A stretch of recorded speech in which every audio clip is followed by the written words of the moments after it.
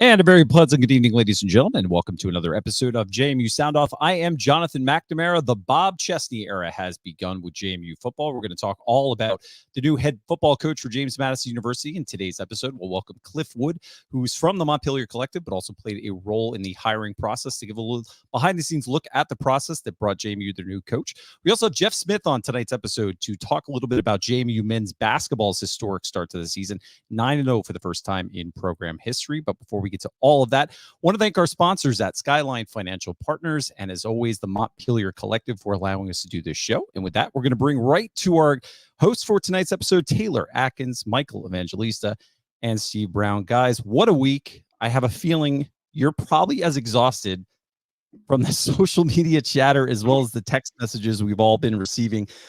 First of all, in the process of finding out who would be the host, and then the coach, and then all the subsequent messages we received trying to figure out who it was, and then who's going to be his assistants and recruits and transfer portals. So it's been a busy time. I have a feeling that all of our data usage is up, as well as our screen time, probably more than we would like it to be. But we'll focus on the positives tonight. And guys, we were very intentional in not doing an emergency podcast because we knew that there would be a lot of people who did some initial reactions to the hire of Coach Chesney. We wanted to kind of sit back a little bit and see a little bit about, first of all, how his introduction was in terms of the team and how the reaction was from the players. So I'm going to start with Taylor, your initial thoughts just in the last kind of 72 hours. A lot of stuff has come out about Coach Chesney from current players on this roster. Very positive reactions to the hire, as well as some comments about what maybe he brings to the table from a player's perspective that we didn't see on the last staff. So just curious your initial reaction and what you've seen for the players so far. A lot of it is still kind of surface deep at this point. I've had the chance to talk offline to some Holy Cross players, some folks that played right before Coach Chesney got there and are involved in some of the mentoring programs with the current student athletes. They continue to say everything that we've seen in the media, just in terms of his personality, being a player's coach, being heavily involved, not just with the football program as it relates to winning games, but being heavily involved with the community, the alumni, the fans, the supporters.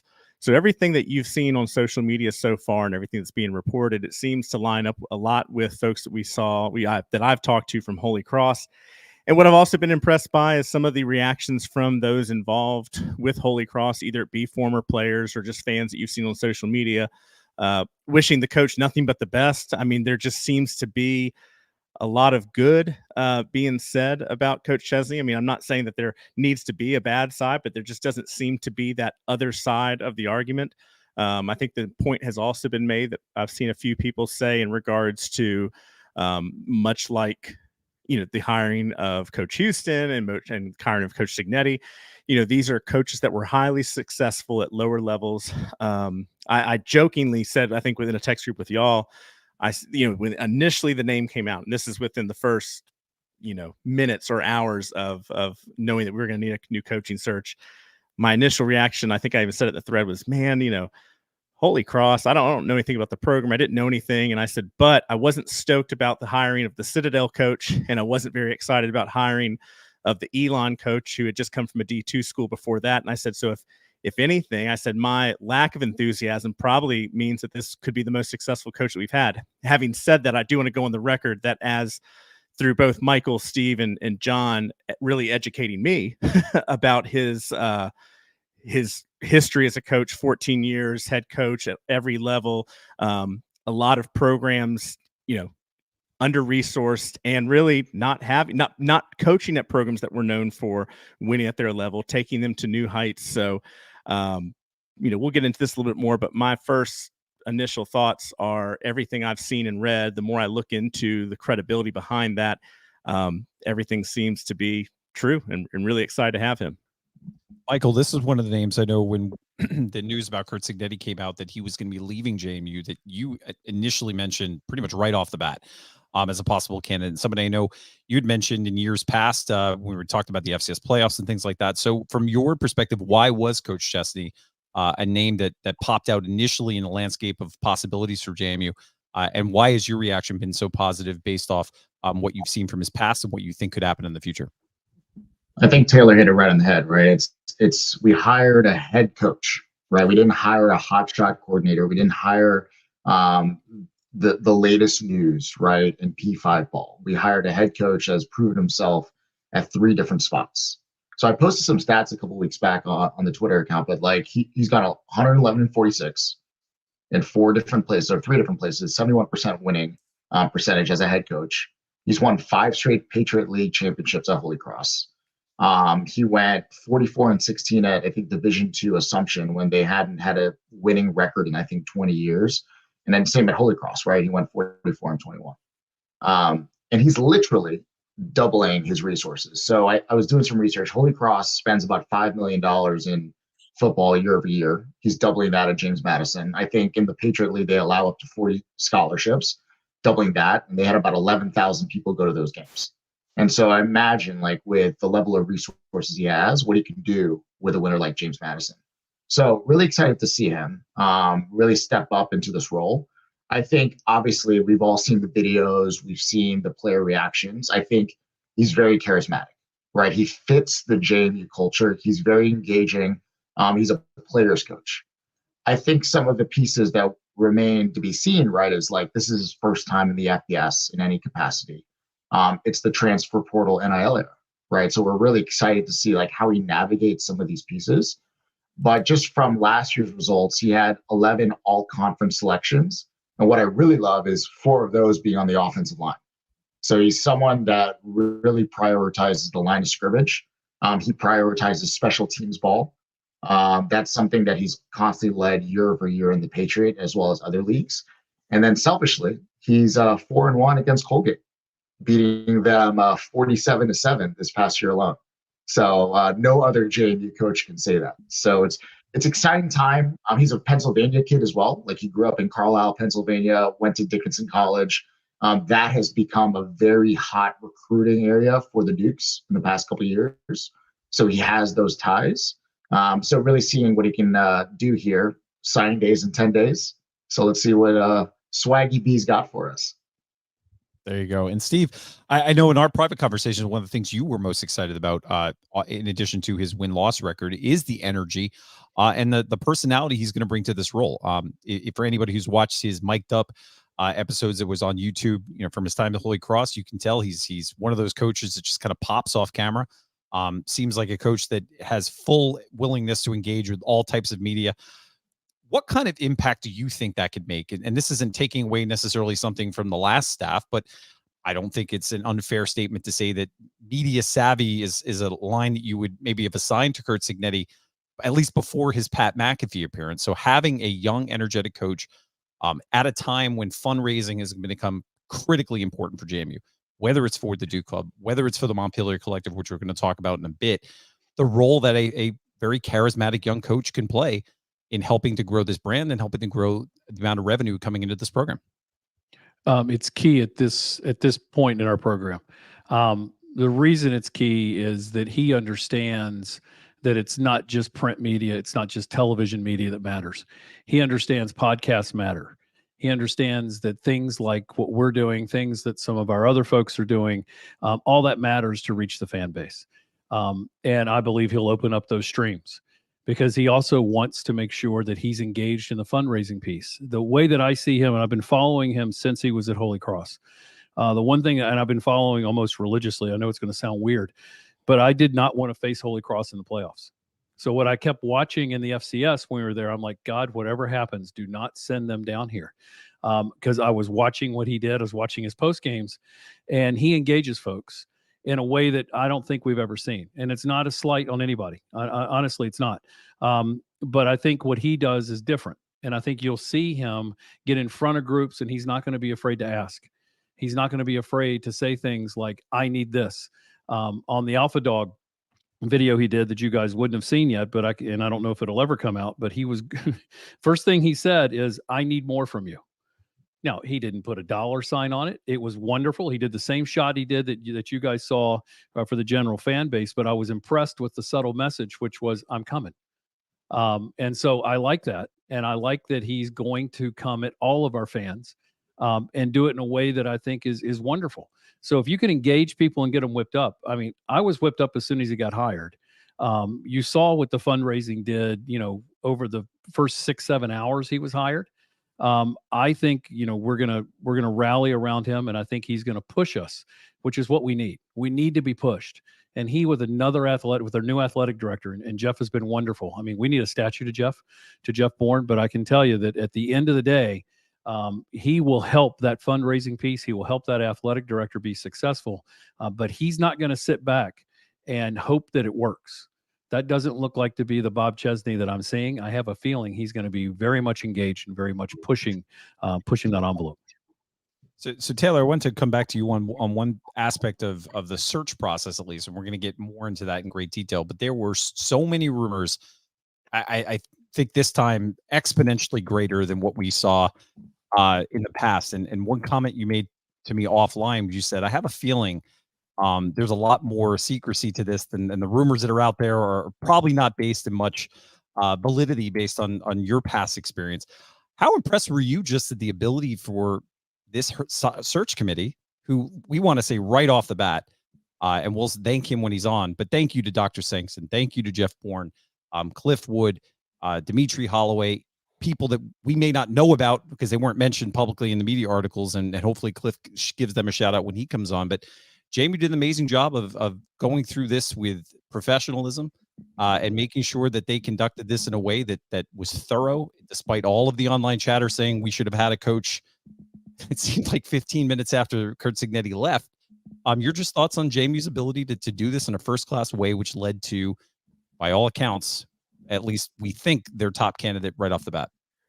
Yeah, there's two parts to this, and I think Cliff will be able to shine some light on it a little bit. But, you have, first of all, you have Jeff Bourne, and I can't overstate his leadership in his ability to know best practices across the industry. And for 25 years, he has done an impeccable job in situations like this time and time again. The search firm that they used was the same one that we used down at UTSA. And, that organization, not again, to echo the best practices aspect of the search. But there's so much that in this day and age of social media and sources and leaks and who knows this and who knows that, it was just one of those things. I stayed very quiet during the search. Well, I shouldn't say I stayed quiet. I didn't know anything. But as I'm reading a lot of the stuff coming out, as it would come out, there was just part of me. Every time I saw news come out from a source, there was part of me that went ahead and was able to write that off and say, well, that's probably not true. And so, again, the four of us still don't know the ins and outs of all the secrets and everything that went on. A lot of that will never come out because it doesn't need to come out. There's a lot of professional relationships, a lot of money and resources tied up into these searches. And when you're talking about something like a head football coach, I mean, we always talk about athletics being the front porch. This is the front of the front porch. And there is a lot of effort and assets and resources and dollars that are just tied up into this program. So I would just caution, I don't think we'll have to go through a head coaching search anytime soon. Again, I hope, but just for the fan base can sometimes in their excitement and in the best of intentions really cause some unnecessary stress and burdens when they're out there stating things so absolutely, when a lot of it is probably just educated guesses. And, that's all I really say to that. But I do think JMU and the search firm that they hired, another first-class performance on all ends of that. And again, we got our guy. All right, and Michael, before we bring on our first guest, I want to ask you, because we've gotten some questions, through direct message and in the chat. What can fans expect to see from a Bob Chesney team? For what he did at Holy Cross, what kind of defense do they run? What could we see potentially from an offensive scheme? Obviously, he's going to tailor anything to the personnel that he has here at JMU. But from your thoughts, as somebody who more in the X and O's of football, what could people expect to see from Coach Chesney? Yeah, I think the biggest piece that I'm personally excited about is that Chesney's always punched above his weight class.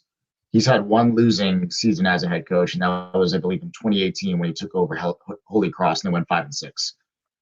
But in terms of like a personnel X's and O's perspective, for the common fan, the offense I imagine would probably look fairly similar, very RPO based. zone option run, probably more run game from the quarterback, just from what we've seen from Sluka over the past couple of years. But it's going to be your spread shotgun set. And I think on defense, I think his style, which is 4-3, 4-2-5, add that defensive back on the back end, is probably going to be similar to what we've seen at JMU as well. So from like a transition personnel-wise, player personnel, he's going to bring some of his guys in. I'm not expecting too much there that's going to differ from years past.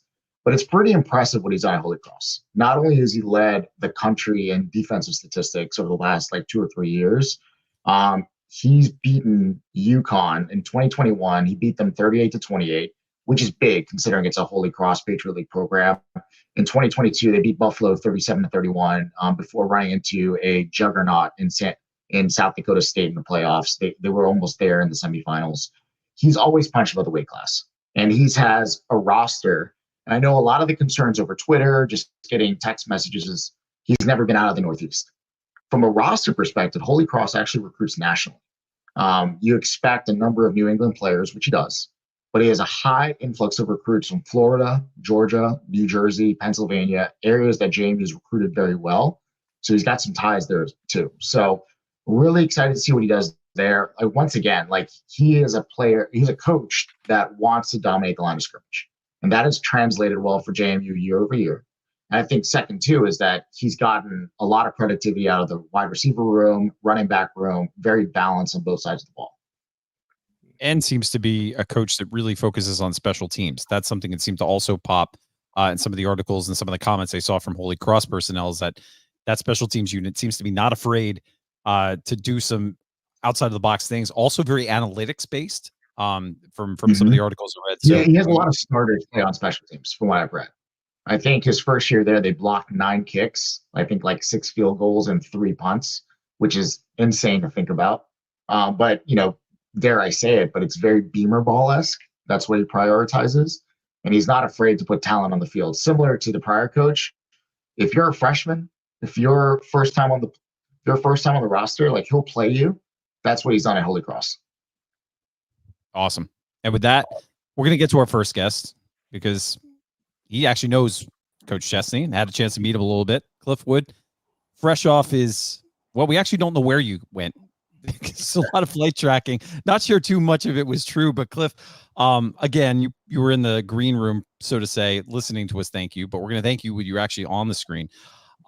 Take us a little bit behind the scenes of reality versus fiction, because I know, anybody that tags the Montpelier Collective or tags certain things, you see some of these conversations online just as well. And there was a lot of armchair hiring committee people or armchair athletic directors that stress the sense of urgency. That was certainly a term. So I wanted to give you right off the bat a chance to address how much there really was a sense of urgency, but also the need as a part of a professional hiring process to do our due diligence and to make sure that we were giving all of the candidates who were involved in the search, whoever they were, a fair shake and the opportunity to make sure that JMU made an important hire in this, time in the athletic department with all that's changing.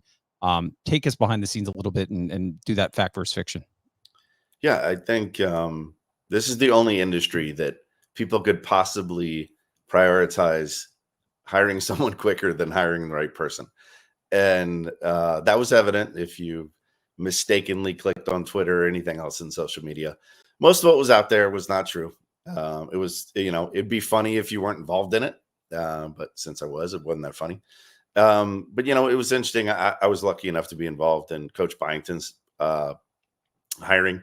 The same thing. We worked with the same agency, CSA, that Taylor's talking about. It's a great agency. And the way it works is, as an athletic staff, you always have to have a list because you never know what's going to happen with your head coaches. So you keep a list. CSA keeps a list.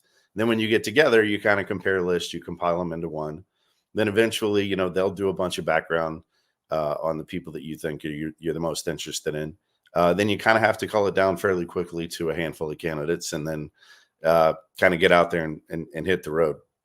But some of the names that I don't know if they're troll accounts or what, but people just bought right into them. And then the whole fill in the blank was seen on campus this week was pretty funny. So it was odd, like, because I've hired a lot of people in my career, never had to worry about somebody meeting me in an airport before an interview or the press following you. So it was certainly an interesting week. So, Cliff, there was a lot of talk about who was on these trips and why they were on these trips. Are you able to talk about the group that was talked about going on these trips, if that was the group?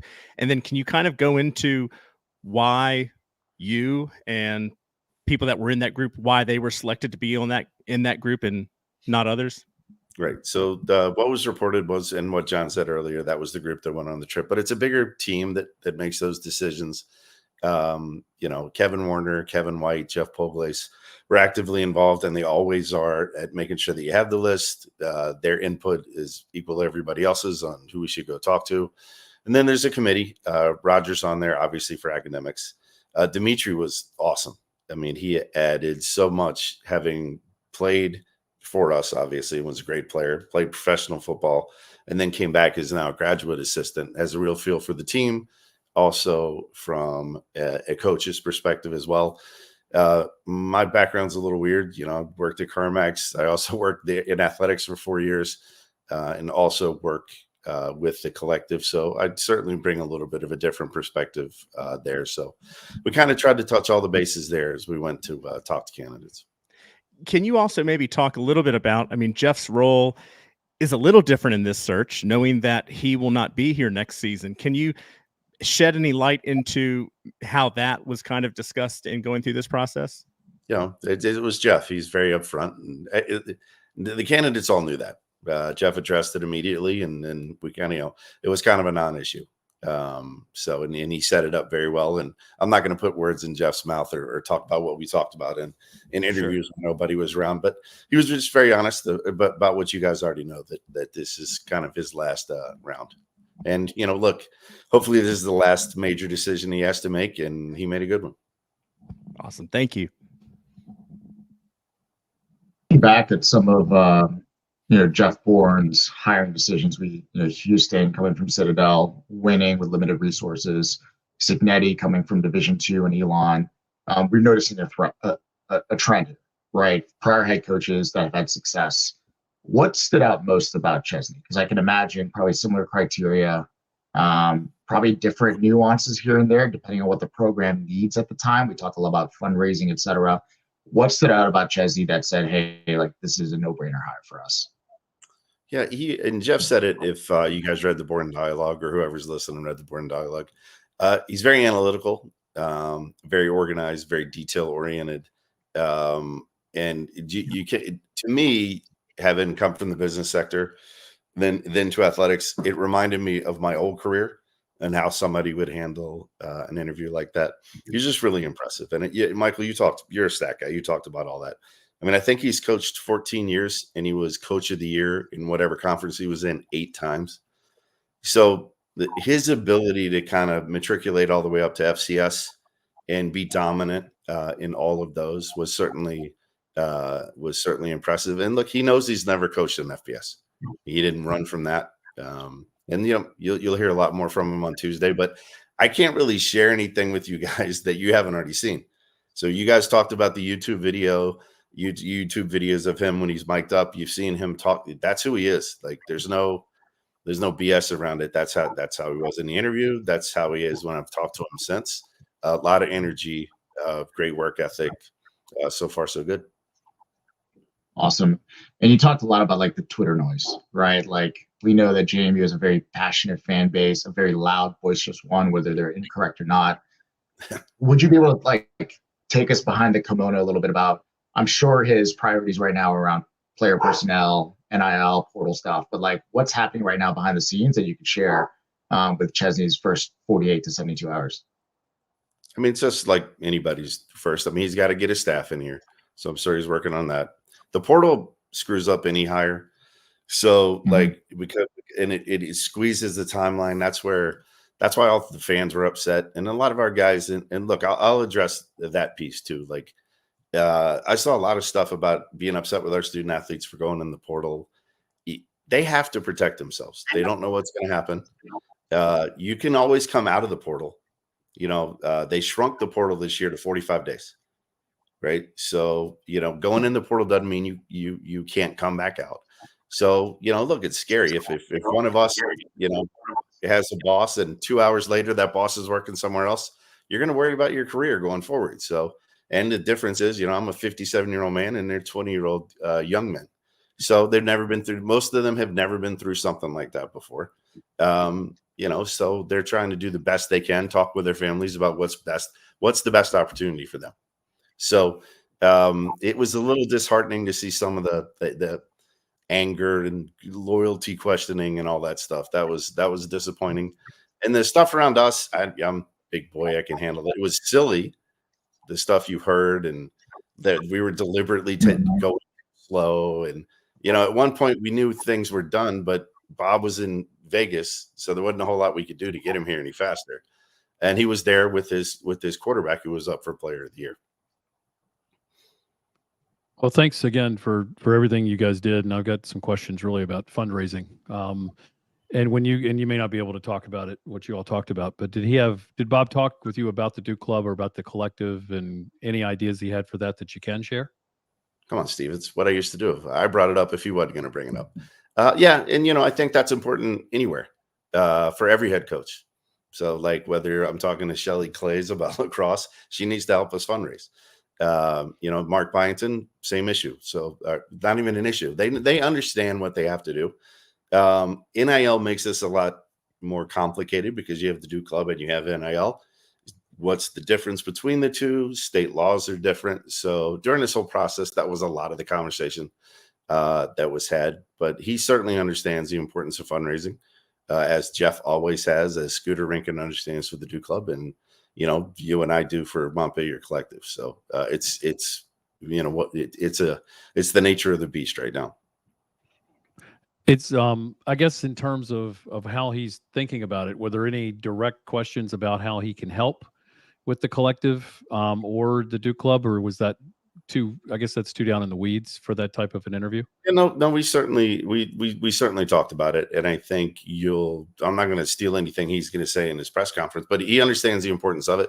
I told him, hey, look, if you could do a few things to help us, here's what I would suggest. I also explained to him the state of Virginia is certainly different than Florida, Georgia, Ohio, explain the difference between the state laws, and then really how we're set up, and that it's more of a retention fund, that we don't play in the portal. We don't really play with, incoming high school students and things like that. And that was really after he was hired. So Cliff, I wanted to give you a chance. Also, when you look now, switching gears from your role in the hiring process, your role is running the collective. There's been a lot more of attention since the hire about, various accounts, including ours, encouraging people to make a donation because of the impact that they can have in helping this coach be successful right off the bat at JMU. Speak first to that, but then also there has been some dialogue, at least online, about people asking a little bit more detailed questions about the collective, its purpose, how it works in the inner workings. For both of those perspectives, why is this important now? And speak to some of those questions that I know you've seen online that can hopefully make people watching this episode feel more comfortable about making a gift to the collective on top of what they do to the Duke Club. Sure. And, I've said it a few times when you guys have been nice enough to have me on. But for those that haven't listened, the main difference between what we do as a collective and NIL collective and other schools is, as I just talked to Steve about, it's more of a retention bonus. And we try to commit to the kids that are committed to us. So you have to be enrolled here. You have to be on the team before, we're not going to, hey, we need a defensive end in the portal. We'll offer X amount of dollars to get that person. We don't do that. We don't do that with high school students. And we're also a 501c3. So we're a charity. So the kids do get a stipend for NIL. Part of that stipend is doing community service in the local Shenandoah community. So that's what we do. Obviously, the more money we could raise, and I had offers out prior to Kurt leaving. So obviously the better offer we can make up front, the chances of retention are that much higher. And look, this is complicated. People have questions. I'd say it takes me 45 minutes when I'm talking to somebody that doesn't understand NIL to explain what we do, why we do it, what makes us different. So when people ask, why can't you be more transparent? I saw that when the collective was tagged. I'll be as transparent as you want. What I will not do is talk about how much the stipends are for the kids, because that's nobody's business and it's private. And just like I don't think anybody would want their salary posted with their peers at work. So some of this stuff is confidential. It's between the collective and the student athletes. The student athletes don't even talk about it amongst themselves. Everybody knows who has a deal. They don't necessarily know how much that is. But for everything else, all you have to do is reach out to me through the collective. MontpelierCollective.com. Just hit contact us. That goes right to me. And I'll be happy to answer any questions. Or if you want to have a phone call, we can do that as well. But we're not deliberately being elusive or anything like that with how the money works. But definitely not going to talk about what each individual athlete gets. Well, Cliff, I want to ask you just one other question, unrelated, because it's a good segue to our next guest. Basketball, 9-0, first time in program history. The attention that this program is now getting, and with more JMU fans tuning into the basketball team, maybe for the first time in a long time, how does that success, coupled with the success of football, make your job easier? And also, what can the combined success of those two programs do for this university's athletic department at a time where attention, notoriety has never been higher for JMU athletics, and as we look towards the hiring of a new athletic director? Yeah, from an NIL/collective experience, anything that we do that gets us in more eyes helps us, but also obviously it helps the kids because it does increase the value of their name, which is what this rule was for. But the main thing is a run in the NCAA basketball tournament, and with this group is poised to do that. If they have a good regular season, they get the double bye in the tournament, they win the Sun Belt tournament, they're gonna have a good seed. And a run in the NCAA tournament financially is a game changer, even more so than getting a bowl in FBS. Now you make the FBS, if you make the playoff, that 12-team playoff next year, that would be big. But a run in the NCAA tournament financially is a huge win for both the school and the conference. So, Mark's got him poised to do that. 9-0 is a great start. It was great beating. I think he's undefeated against ODU since he's been here. Beat him 3 times last year. We get to play him at least 3 times this year.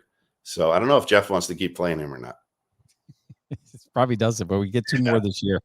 Well, Cliff, seriously, again, thank you. Thank everyone on the hiring process. I know it was maybe a louder process than people would have liked in terms of the scrutiny and the eyeballs on it. But that, again, is a sign of the passion that this fan base has. And I'm sure we'd prefer the passion energy than the alternative to it. And it's a great time to be a Duke. And we're just grateful for your efforts to continue to help make this coach successful and help make this athletic department what we believe it all can be. But then also, again, your support of those student athletes through the Montpelier Collective, because, again, that's what this is about. So thanks again. Go get some sleep. I know you went to the Caps game. Thanks for beating the Rangers, by the way. Yeah, that's always appreciated. So I'll feel different in 2 weeks when they play the Islanders. So, but with that, thanks, Cliff. Appreciate it, guys. Thanks. Awesome. All right, and with that, before I bring in our next guest, I have to give 2 shout-outs real quick. First of all, to our producer, Chandler Fortune, on the other end of the camera. He won't ever come on screen, but Chandler, congratulations are owed to you. One of the coaches of the back-to-back Super Bowl winning Spring Run Huskies. So golf clap to Chandler. And to my dad, who I know is watching, the Cortland Red Dragons heading to the Division III National Championship, the Stag Bowl in Salem, Virginia. So congratulations to both of them. Big moments in their lives and both big supporters of the show. And with that, we're going to get to some basketball coverage. We talked a little bit about the basketball team so far in this episode, 9-0 for the first time in program history. And we wanted to bring on a guest, Jeff Smith, one of the founding members of the Dog Pound. Jeff, you know this program very well, but before we get into a basketball-focused discussion, I want to give you a chance to introduce yourself, tell a little bit about your JMU story to those who may not be familiar with your name. That's great. Thanks, Jonathan. Really happy to be here. And thank you to Cliff for a job well done. It was I have hired a lot of people, CEOs and board members, and they did a fantastic job. So very excited. As far as Jeff, so my dad is a 1968 Madison College grad. I literally was born on his first day of student teaching. So I grew up on this campus. And Dad got out of the military, came down to Madison College. He played some basketball with the guys not on the team. He had already done some basketball previously. So that was the start. And then I'm a 1990 JMU grad. Played some basketball at Harrison High School, so I'm a proud Blue Streak. Let's just put it this way, that there are a lot more points that were left on the floor because I was on the bench a lot. So, I wasn't here to help be the Coach Byington's guide on how to score a lot of points. A couple things, though. Past president of the alumni board at JMU, and Beth and I just wrapped up being the Parents Council chairs. And so we have a daughter that just graduated, Caroline, and we have a son that's sophomore, Philip, at JMU. So definitely bleed JMU. And then just one kind of quick note, my dad that I mentioned earlier, he was the official scorekeeper for JMU basketball games. So when you see someone press row in a rep jersey, they're the ones who keep the official score. He did that from 1977 to 2016.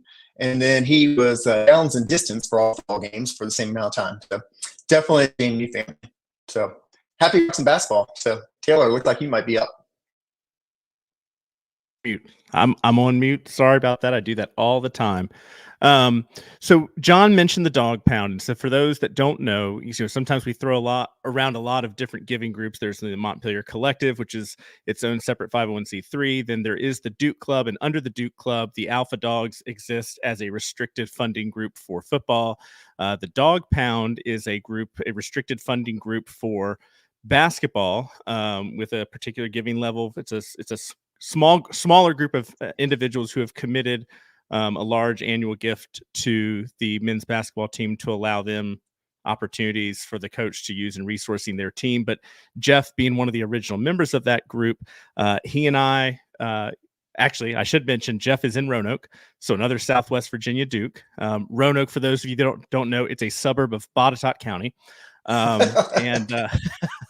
And Jeff and I went out to lunch prior to the basketball season starting because we have so many new faces as incoming recruits and also a bunch of transfers on the team that Jeff was able to kind of give me a rundown and who to look for as we went into that game with Michigan State. And, one of the first things they said in that Michigan State game, which I thought was neat, was the commentators about a minute into the game. So this wasn't them pandering to us once they saw that we could compete. It was right away talking about the size that JMU had for being a mid-major and that they were going to go toe-to-toe with Michigan State. So, Jeff, with you being so close to the program and, have had events with Coach Byington and some of the players, talk a little bit about this team, really introduce them and talk about both some of the familiar faces that we're seeing, like Julian Wooden and Terrence Edwards, but also some of the new guys and how they're all kind of contributing to the team and have gotten us to this place where we're 9-0 and the best start in school history. Yeah, thanks, Taylor. You hear me okay? I know there was it may not came in real clear at the beginning. Can you hear me okay now? Yeah, you're much better now. Yes. Okay, great. So I thought it was interesting that he started with Wooden from Roanoke, Virginia. So, of course, a suburb of Botetourt. So that's where I live as well. So I got to actually see Julian play in high school, and my son got to play against him. He has just gotten so much better. He was an excellent kid in high school. Let me just give you a kind of a rundown. So Julian is one of those, this is the reason that we're good. We have kept players for multiple years. And then we've gotten a couple of older players, grad transfers, that fit into what we needed. So that's Coach Byington and the coaches just doing a fantastic job of putting all the pieces together. And so Julian Wooden is a fifth-year player. He's leftover from the Lou Rowe. He's the only one left over from Lou Rowe's time period. And he's a 6'8" power forward that can shoot three-pointers. He can guard anybody. And just a really great human being. Coach Byington really loves his sense of humor. He also says he's the coolest cat on the floor. If he misses a shot, it's no big deal. He'll come down, do something else. And so Byington loves that about him. The one to really keep an eye on that makes the team run is a gentleman named Terrence Fat Edwards, F-A-T-T. So if you see Terrence, he is just the heart of the team. 6'6", he's a shooting guard, power forward at times, scares us occasionally with his dribbling, but he can take anybody's best defender. He's averaging about, it looks like 18 points per game. He's got about 5 rebounds, 5 assists per games. But other coaches are really scared of him because he can cut through the lane and he's almost unstoppable. So he's had multiple 25-point games against some of the best opponents, and he just makes everybody better. One other person that I'll just start with, and then Taylor, I'll kind of open it up to you, but that has really made the difference is a gentleman named TJ Bickerstaff. That's a famous name. That's kind of NBA royalty. Dad coached, his grandfather coached in the NBA, and he came in from Boston College. We do not normally get these kind of kids at JMU. He's 6'9", 220, plays a little bigger than that. He's averaging about 16 points per game, and more importantly, almost 10 rebounds a game.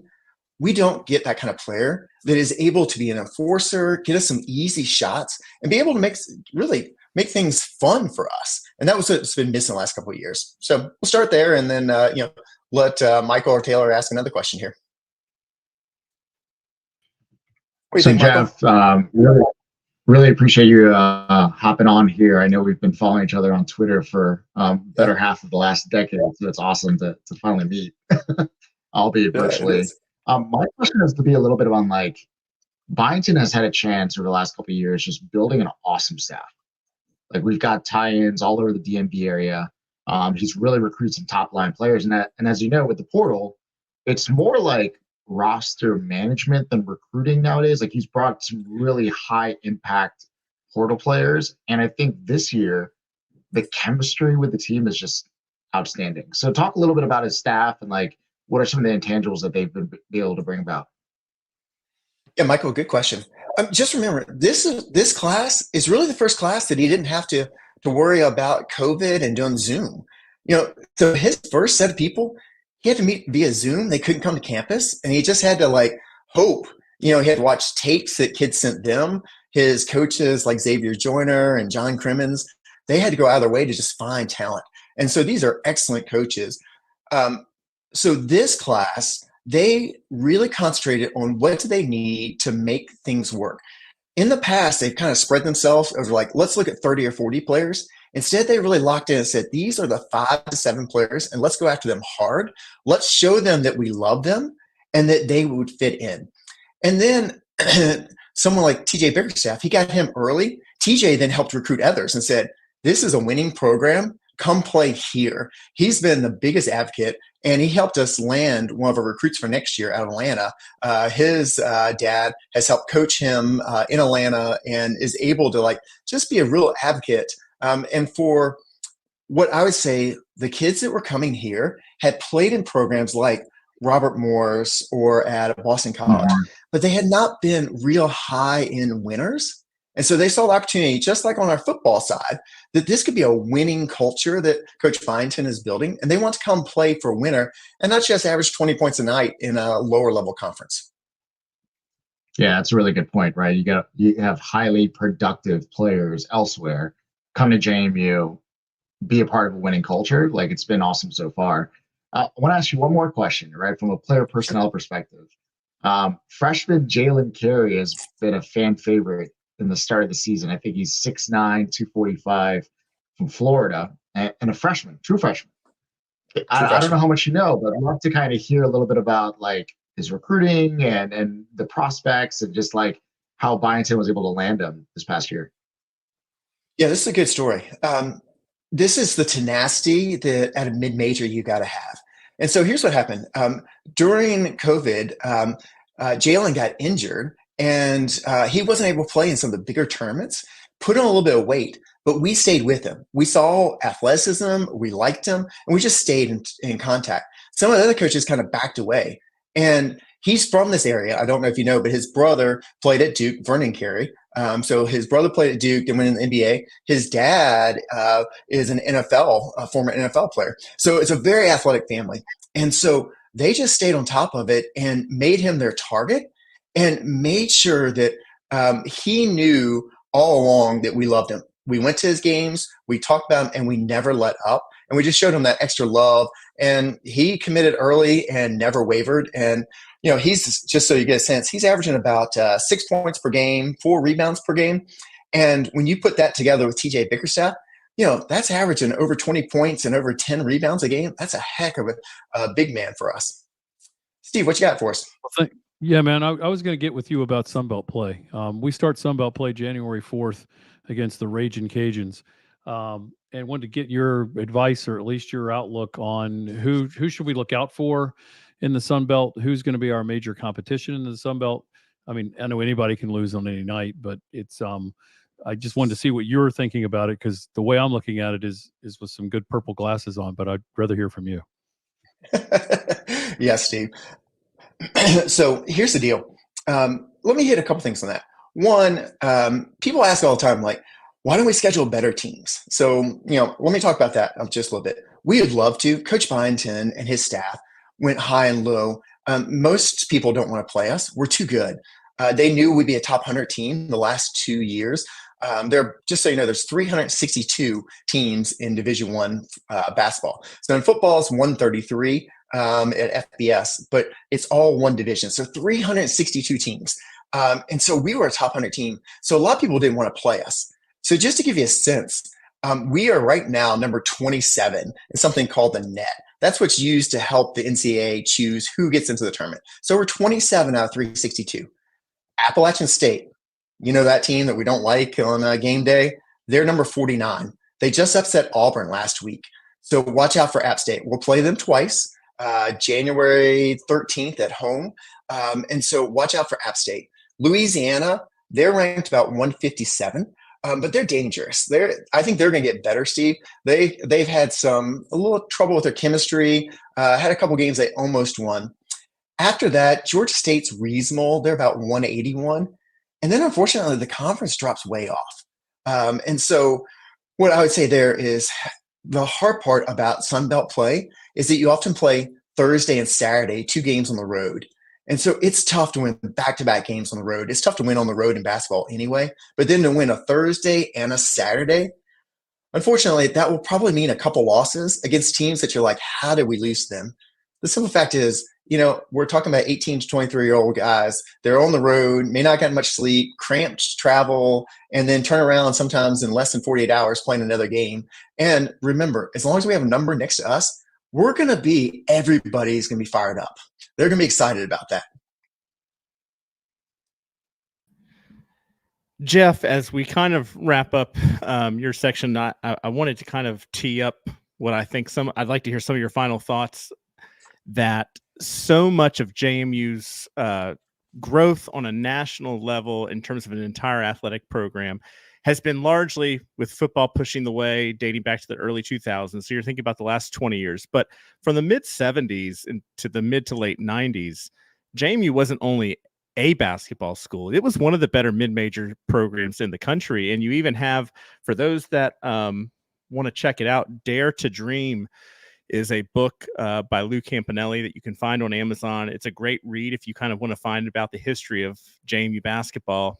But talk a little bit about your experience as a student, which was kind of at peak JMU men's basketball. And then just with the opportunity that we have before us in JMU this season, regardless of where it goes from here, kind of being just one more building block into building a annual, prominent mid-major program in this country, what that can really mean for an overall athletic program in the school in general, and just how important it is for a lot of those alumni who probably have put JMU basketball on the back burner for the last couple of decades to really kind of try to make a trip out to the AUBC, and especially for the students to continue to bring back the atmosphere, which I will say, I really don't need to highlight the students too much because they have been great. I mean, there have been midweek games against small opponents where the end zones have been full and loud with students. The students have been great, but it's kind of a long tee up to the question, but just kind of give your thoughts. I think I know where to go. Yeah. Your thoughts and everything, what it means to go from here. So Taylor, you're saying that Steve, Brown, and I are old, is what you're saying, because we remember those days. I played. I remember games in Godwin, and those were fantastic. Loudest place I've ever been, and Steve Steelper and toilet paper being thrown onto the floor. Right, Steve, you remember all this, right? And yeah, that was easily the loudest place I've ever been, and the hottest. That was the VCU Old Dominion, and everyone was in it. I had the the chance to go to the 81, 82, 83 NCAA games. My dad went, group of friends. I still to this day say that, we should have beaten that Mike Jordan team. It was a terrible call on Charles Fisher. Look it up. It was great. Let me tell you how important that was. So my senior year, I lived with 3 guys from out of state. All 3 came to JMU because of the basketball team. 2 of them had never heard of JMU until the basketball team. They were basketball players in high school, and that's how they came. Sight unseen, didn't come take a tour, but because of JMU basketball, that's how they decided to come to JMU. So some of my best friends in life came because of that, and so many other kids came. That was the electric zoo time. One thing I didn't mention was I worked in sports information all 4 years. So I kept stats and was at all the games. I only did not go work one men's or women's game my entire 4 years. And I know Steve Brown was there.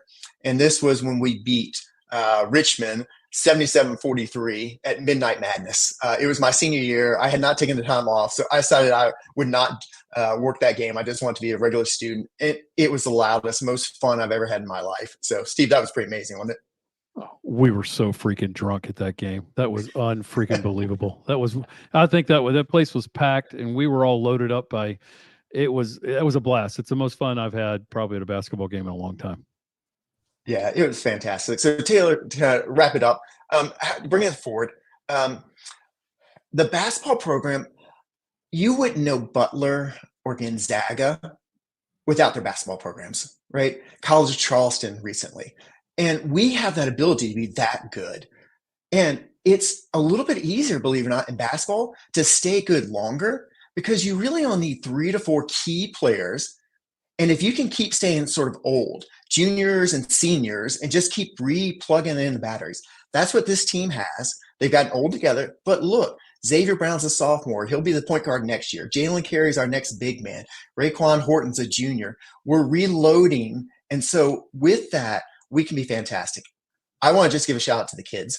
They come. We do not have the trouble. It's a shorter game, so they stay till the end.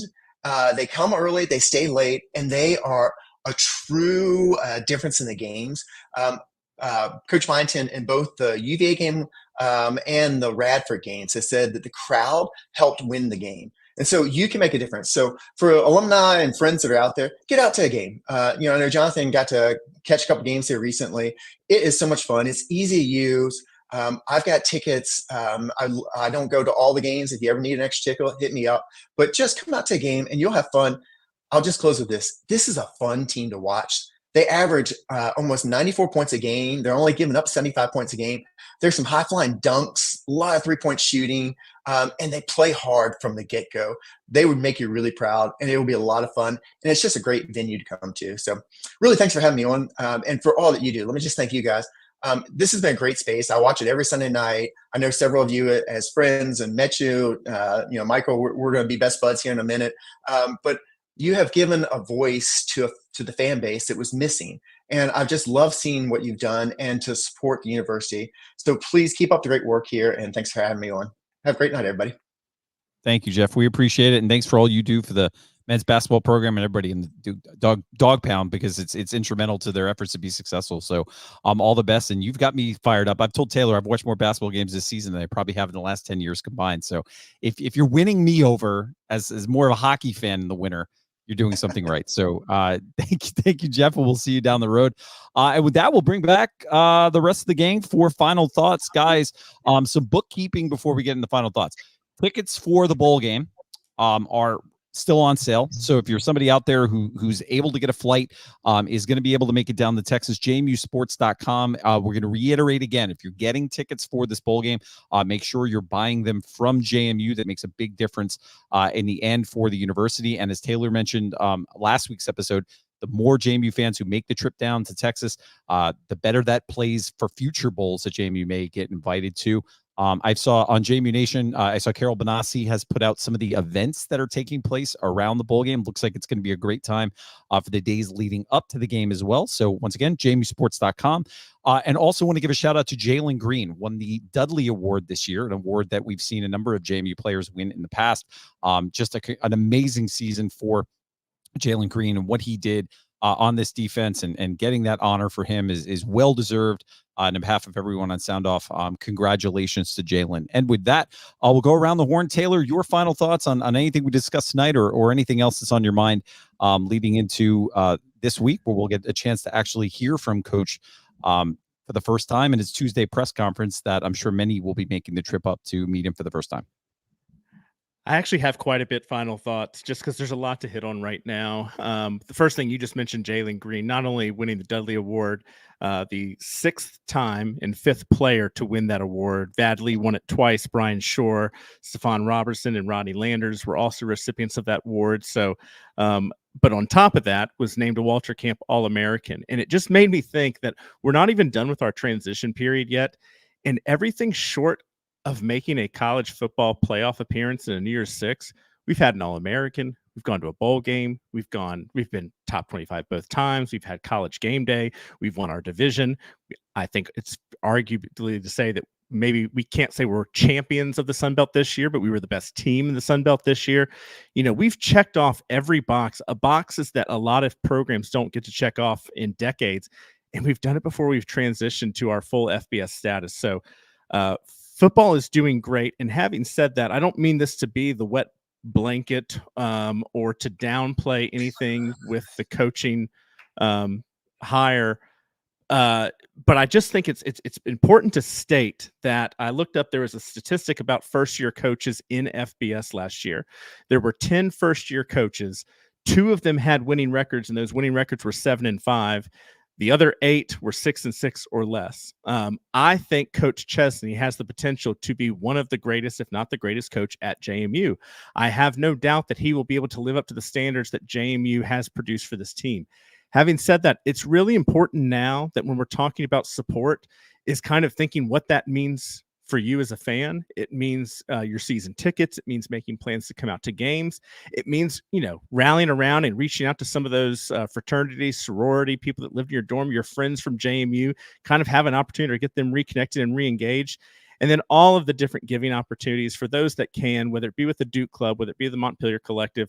You know, now is the time to give Coach Chesney those resources that would allow him to continue the product that has been JMU football, but at the same time knowing that, you know, are we supporting JMU football or are we supporting 11-1 and 10-2 seasons? So let's get behind him, give him every resource he needs, because it's very hard for first-year coaches to come in and do what our other first-year coaches have done in the past.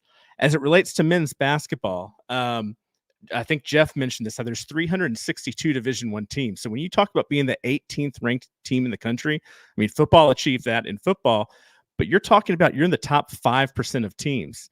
And you saw me post earlier today that there were 8 undefeated teams. Princeton lost today. So now there are 7 undefeated teams in the country out of 362, which puts us in the top 2% of programs in the country. If you want to look at the net score, so the net being that fairly unbiased, it's not a opinion, it's not a rank, we're 27th in the country. That puts us ahead of Duke, Gonzaga, Kentucky, Villanova, all the blue bloods, UNC. And then we love to throw out the Kings of the Commonwealth. Virginia Tech 62, Old Dominion 265, George Mason 58, VCU 130, Liberty 56. UVA currently has a higher rank, but I believe we're higher than them in the AP polls. So, folks, this is a very good basketball program. Has a lot to be proud of, and we are still one of only 5 teams in the country with both a top 25 football and top 25 basketball. And then I'll say one more thing, because I'm kind of going on a roll here. Let's talk about the women's basketball program for a second. So we were talking about how the net scores for a lot of the other Sun Belt teams in the men's basketball conference are low. Sun Belt net for men's basketball is currently 21, the 21st ranked conference in the country. Women's basketball in Sun Belt, the 11th ranked team in the country. And again, JMU was picked to win that conference this year. They're currently 6-3. 2 of their 3 losses were to Michigan State and Toledo, 2 very good teams. Michigan State's net is currently 11th. They do have some good wins over Wake Forest. They beat a 7-1 VCU team and gave them their only loss. They're going to start conference playing here in a little bit, but make sure you're paying attention to them and what they're doing.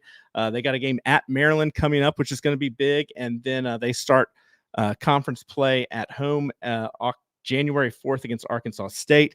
As it relates to the men, we got home games December 19th against Coppin State. We got a home game against Texas State December 30th. But everyone needs to circle in their calendar right now. January 13th, it's our home game against Appalachian State.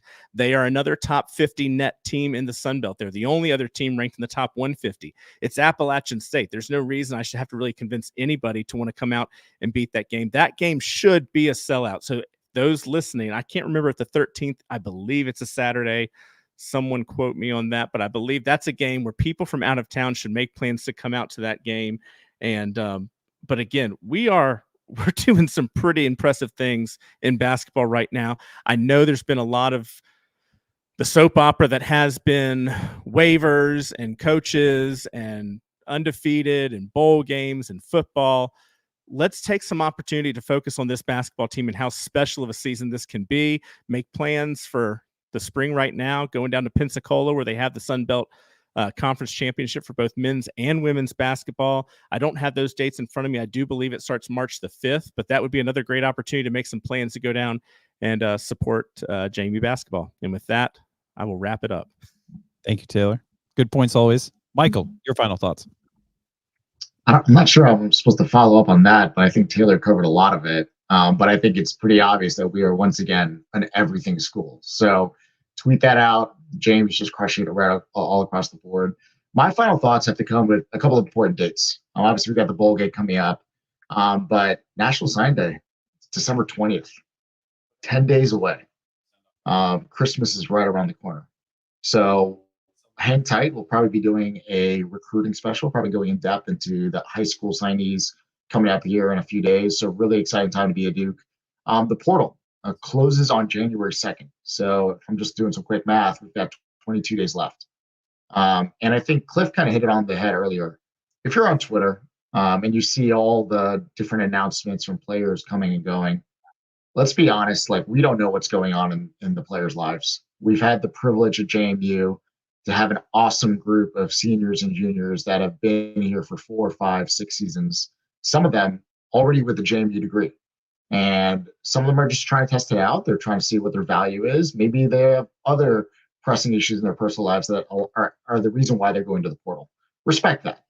We're James Madison University. We are a loud, proud, and passionate fan base. But I'd rather be also respectful and also understanding of where these student athletes are coming from. And if you're following me, if you're associated with me, if I see any negativity around people coming and going or any more comments around don't hit your head on the way out, like unfollow, block, it's going to happen. So I just want to shout out right now, because I know I've been covering recruiting for a while. A lot of you follow me for player personnel, et cetera. Let's keep it all on the positive side. And on Tuesday, Taylor kind of mentioned, this is probably the most anticipated opening pressers from a head coach in a while. And I believe it's open to the public. So if you're around the Harrisonburg area, go support Bob Chesney, Coach Chesney, show him some love, let him know what JMU is all about. I think it's at 1:30 on Tuesday at the Plecker Center. So that's all I've got. And also, quick reminder, when we lost Juice Wells, the following year, we arguably had probably the best receiving corps to ever come through JMU. The following year, we lost Isaac Ukwu, and we followed up with the best defensive line in JMU history. I think if you all follow Big Game Boomer, all 4 of our starting defensive linemen were in the top 50. You don't know what's going to happen with the portal. I don't know. No one here knows. But JMU doesn't rebuild. We only reload. Remember that. And to add to that, Michael, brilliant point by you, our best wide receiver arguably came from a little school in St. Francis that was probably not procrastinated by a lot of people on the transfer portal. When you put your list together, most impactful transfer portal ads, a lot of people probably weren't predicting Surratt having the impact that he did. So let's let this coach have an opportunity to fill this roster out the way he sees fit, and chances are, based on history, the best receiver in the Sun Belt. We're going to be pleasantly surprised with some names that none of us know about yet. So with that, Steve, your final thoughts. Yeah, just to tag on to what Michael said, I want us all to take a breath when you're seeing guys that are going into the portal. I fully support those guys, whether they stay or they go. I want them to stay. Always want them to stay, but don't begrudge them at all for taking a look around. Same thing with Coach Signetti. I want us to stop the nonsense of he didn't say goodbye the right way. He did, and he's not doing anything wrong by looking at people in the portal. So at the end of the day, it's history. I wish him and the staff that followed him well. Hope they do fine at Indiana. That's history to me. And right now, I'm focused on the Bob Chesney era. That's all I'm focused on. And my hope is that the players that want to stay can stay and will stay. But at the end of the day, they're still JMU Dukes, and I will still help them no matter where they go, if they stay or they go. But by God, I hope they stay. I'll make a bold prediction for you for next year, and I'm not beyond doing it. But Bob Chesney will be the Sun Belt Coach of the Year. You will see what he does with talent. You thought our prior coach did a great job with talent, and he did. Bob Chesney will do a wonderful job putting a great team on the field. And, I see us as a much different team than the other teams in the Sun Belt. There's a big delta in my mind, and it's probably because I have purple glasses, but we're up here and everybody else is kind of down here.